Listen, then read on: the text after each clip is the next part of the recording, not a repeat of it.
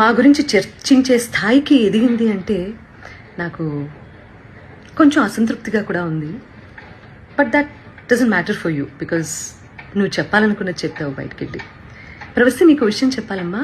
నీకు పాడతా తీయగా కాంపిటీషన్ మాత్రమే కాదు, డిఫరెంట్ ఛానల్స్లో కూడా కాంపిటీషన్లో నువ్వు పార్టిసిపేట్ చేసావు కదా. నీకు ప్రాసెస్ తెలీదమ్మా?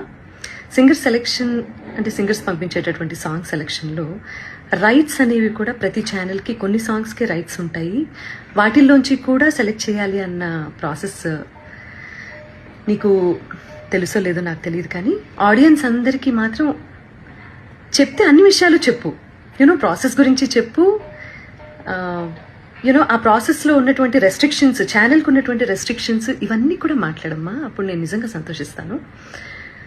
సో ఛానల్కి అండి కపుల్ ఆఫ్ రెస్ట్రిక్షన్స్ ఉంటాయి. మ్యూజిక్ని డిప్లాయ్ చేయడానికి, అంటే మ్యూజిక్ని వాడుకోవడానికి అన్ని పాటలకి రెస్ట్రిక్షన్, అన్ని పాటలకి లీనియన్స్ ఉండదు. కాబట్టి ఏంటంటే వీళ్ళు ఇచ్చే పార్టిసిపెంట్స్ ఇచ్చే సాంగ్ లిస్ట్లో వేటికైతే రైట్స్ ఉంటాయో అవి మాత్రమే కాంపిటీషన్లో పాడాల్సి ఉంటుంది.